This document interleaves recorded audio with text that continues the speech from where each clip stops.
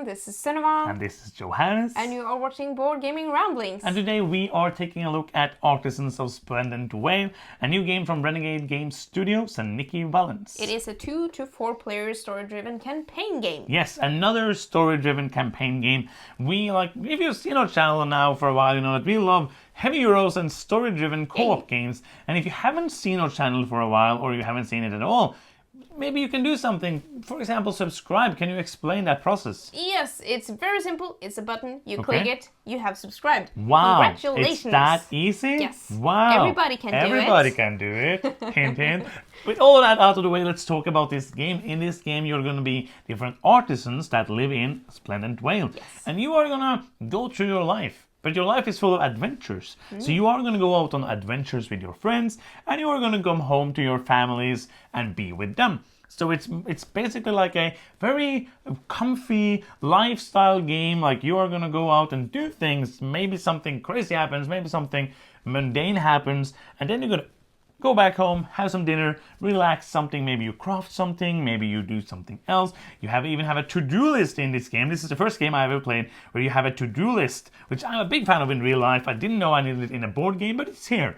And we're going to talk to you about all of it. That's basically what you're going to do in the game. You're going to read stories, and you're going to do combat scenes and different other kind of action scenes, which it's called. We're not going to go deep into the rules or any of that. There's other rules, explanations videos for that. But that is a very brief overview, so let's go into the rest of the things. Yes. It looks amazing. I love the artwork in this game. It looks overall whimsical, magical, and I think it's really nice production. The quality of all the components are great. There aren't a lot of different components, but one of the most important things are these books, and they have beautiful artwork in them and are of good quality. The other thing that I really love is that they have meeples instead of miniatures, and they are super cute, and I love them. Very cute. Different sizes, if you can see them. So cute and adorable. Before we go into anything else, we always say this at the beginning of these campaign games. I forgot now. We're not going to spoil anything. We might show like something from the first scenario, you know, like the first thing you will happen in the game to you. Other than that, no spoilers at all in these videos. The game also has a rule book that looks like this, and this is not the best rulebook I have ever read, and it's not the worst rulebook I have ever read. The game isn't really that complicated, and less complicated than many campaign games like this. There's just one thing that they have done this rulebook which I think is very weird, and that is that every single part of this rulebook has a number. So for example, you want to talk about player turns, that's 304, which is fine. But then every single sentence then is 304.1, 304.1a, 304.2, 304.2a, 304.2b, 304.2c, and you understand how it is. That's kind of, you don't have to read it, but it kind of makes it look very technical and not like any other rulebook I have seen. Not like this is just like a me thing, but I did not love that. It also made everything very like sentence, sentence, sentence, sentence, and not having there is examples and all of that, but it didn't feel intuitive to me in the same way that many rulebooks did. But other than that, it's pretty straightforward. The rules aren't super hard to understand. So all in all, not my favorite rulebook. Thought it was weird, but it is fine. We have played this game with 2 players only, just you and me. Like we usually do. Yes, and the first time we played it, it took us about 2 hours. And every game after that has taken us between 1 hour and 1 hour and a half. Yeah, and I feel like the first scenario, even like the scenario book, the action scene book, has like a very long playtime for the first scenario. And I love that actually, component-wise, it's saying how long the scenarios are supposed to be. Thumbs up for that. And it was like super long. It was like, wow, that is long. But then we understood it was probably because you're learning the game. And because you have to check the rules and all that. This was pretty neat. Something I have never seen in a game before. Didn't feel like the games were long. I felt like there was just like a normal length of time. Like a length of time that made it feel worth it to play the game. Yes, and you have some of the game is reading the book, and some is like the action scene. So it feels different from the one thing to another. So that was exciting as well. What day and what you're gonna do. Yes. But let's talk a bit more about what we feel about the gameplay. The gameplay is, as you said, divided into two parts. It is the reading of the book and the action scene. So let's start about talking about reading. Yes, because you're doing a lot of reading. That's true. A lot of this game is just reading in your book. What I think is kind of the biggest part of the game. Yeah. What I love about this story that they've made is how cool the characters are. Yeah. I feel like I really get to know their personalities, even though that I'm just playing one character. Yeah. I feel like I get to know you as well. And also the ones that we don't play with, we kind of know to one extent. But I love that some part of this book is only in my book. Like some of the story is just for me to read. That is kind of my experience. And you have stuff in your book that isn't in mine. That is super cool. I am usually the readers when we play games like this. 2 reasons. I like it and I have a problem concentrating when somebody else has read. So I need to look at it. But it's easier here when you read because I can also look at the text. And the first time we played, I just got this like really nice feeling inside when I was reading, and then now you're going to say something and I don't know what it is. And it's kind of like when the characters speak, that is usually when there is a in the other books. So like the thing that everybody's like the story is in all the books, and then there's like when you have we have a dialogue or stuff like that. It's you say something, I say something, and that's a very unique way of playing and makes it feel more like a shared experience than many of these other games do. So this is one of the few games here I would like. I don't actually want to play it with 4 players because I don't like to play these games with 4 players, but this is one I was like, oh, this would work really well with 4 players. Yeah. And also to say, like, just to show you understand how much of the game is reading, this is the only game we have ever played while sitting in the couch. Yeah, that was so nice. It was super nice. We could sit under a blanket and just read the book out loud and have fun. We had to like just take notes of all the mechanical things like getting this thing or healing or doing these different things that you also do sometime in the game.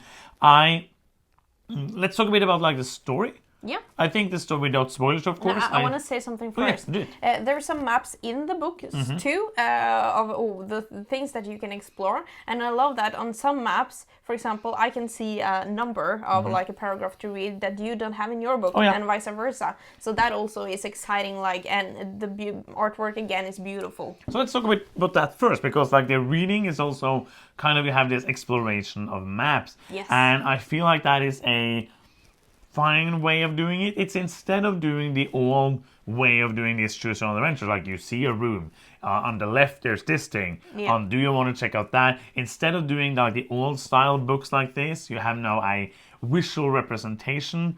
When we play the reading, before we talk about the story, the thing I don't like about these games, and it happens a lot in this game, is that you play like this. Yeah, a lot of that here as well. You have some bookmarks.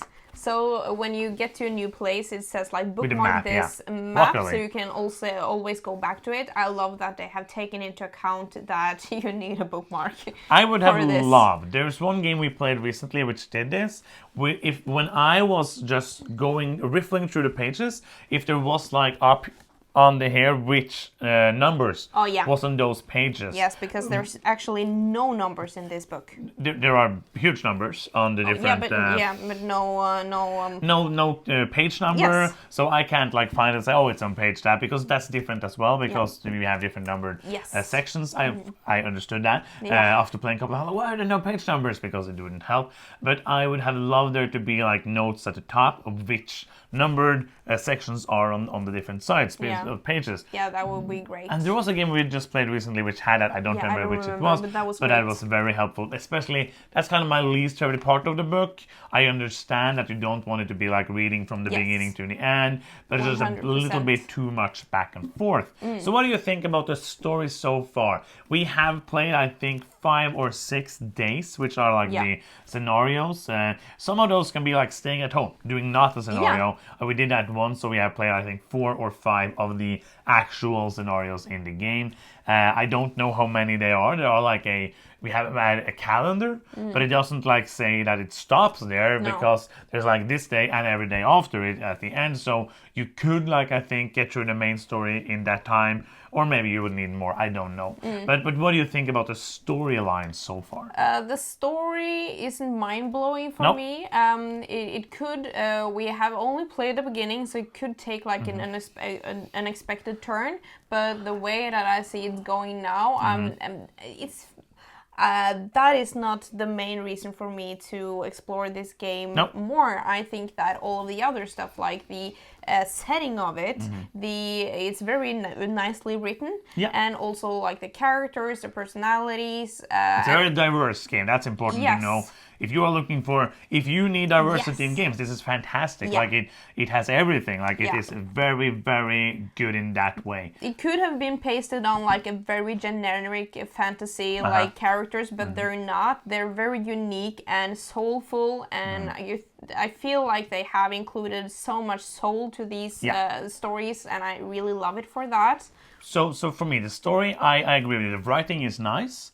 And you like kind of like talked about the characters. I just want to say that I feel like I'm getting to know my character, and I feel like it is a real person. Yes. Like it is a fantasy thing, but it feels like it's written as a actual person with weaknesses and things they love and things they want to do, things they don't want to do, and I'm not going to spoil anything, but like there has been things happening because I'm playing this character, which is really nice. Yeah. So there was a part, I'm going to try to do this as little, I'm not going to say anything specific.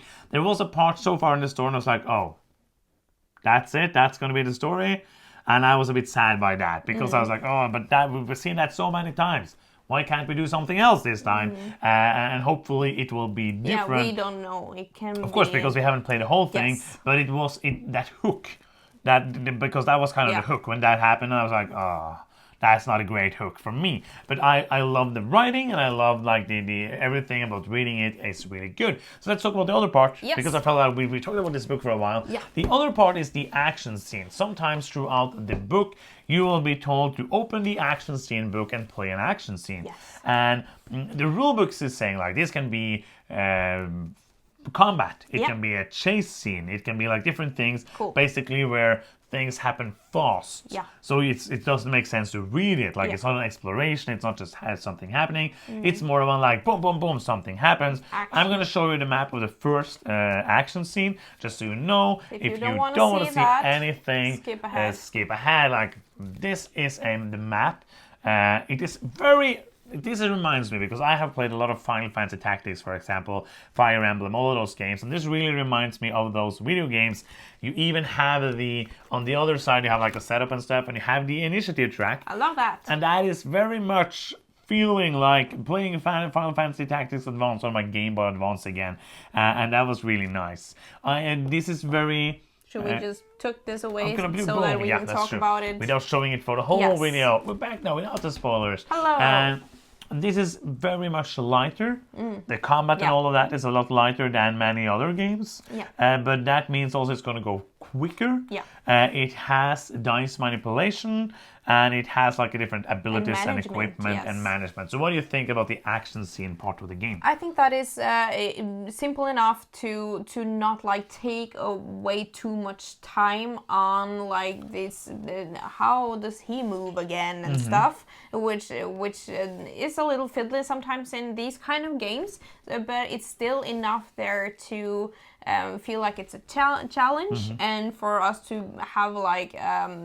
Sitting, okay, now we have to concentrate on that enemy, for example, because that is the most important now. And we have been close to losing all our health a couple of times, and we're trying to survive as long as possible. But I think that in the beginning, it was a little too simple because we are so used to these. Then he has line of sight to that person, but there's a wall, and so we're just like. Does he move now? Because it isn't specified. But then we kind of have understood how to play this game. And I enjoy like it's simplistic, but in a positive way. Yeah. I would say that this is fantastic if you don't like if in a campaign game the big, heavy combat isn't the thing you're looking for, this is great. Like, it's a great kind of, oh no, we've read for maybe an hour, and now, oh, we got to get to do something else now, and then back to the reading, which is a very nice, like, break from that. I enjoy there's a dice manipulation. Like, every time it's my turn, I'm going to roll 3 dice, and for every action I do, I use dice, and I can use some other dice to boost my actions, and then when somebody attacks me, I can use a die with a shield to reflect that attack. So then suddenly, oh, you don't have enough actions dice now for your actions. So it's kind of, the first scenario is like, oh, but we always have all of these dice. But then when we go to play other scenarios, like, oh, it's kind of hard now to be able to have all the dice that you want to, and you have to do manipulations. I enjoy that you have like some equipment that you get, which are kind of neat. The equipment feels like, oh no, I have this cool equipment, and I can use that. So kind of like, this is kind of like the action scene, and also the evolution of the characters we will talk about afterwards as well. And I really enjoyed this. I like the reading more, and it's not my favorite kind of combat for these kind of games, but it is one that is quick, simple, and easy to learn and easy to play, and it's just like, it's a great addition to the game. Yeah, I agree. I feel like the writing and the action scenes, like the combination of those two, fit very well together, and it's very clear also that the funness of the characters and the different players that we are also contributing in different ways in the action scenes, which are also very enjoyable. Before we go into the next segment, let's just briefly talk about crafting and leveling up. Yes. Because this game, like every character, and these are not spoilers because it's basically character cheats, have a different way of leveling up and a different way of crafting. So, for example, you craft potions. Yeah, because and you use, I am the apothecary. Apothecary. Yes. You craft different potions by different things. Yes. I am an artificer, so I make things, but it's very different for Javi Ferrari.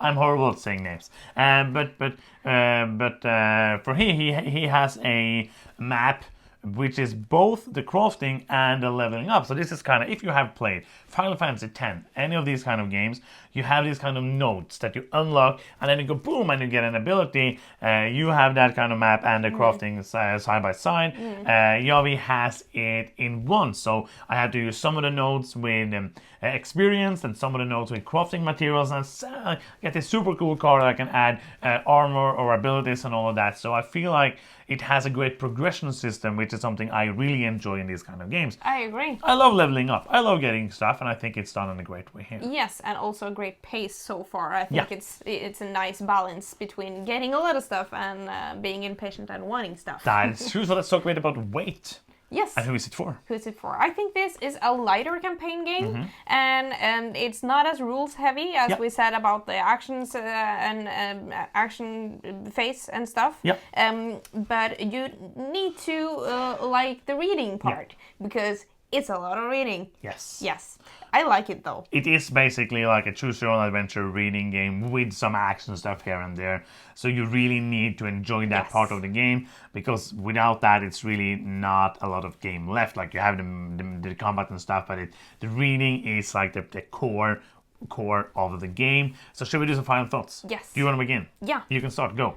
I was just like, oh, this is a great family game, but actually, like, some scary things have happened. Yeah, so maybe not like the smallest kids for this game. Or the smallest family. Yeah, little older kids. Yeah. But I really like the concept that it is. I think that for what it's trying to be, it is very good.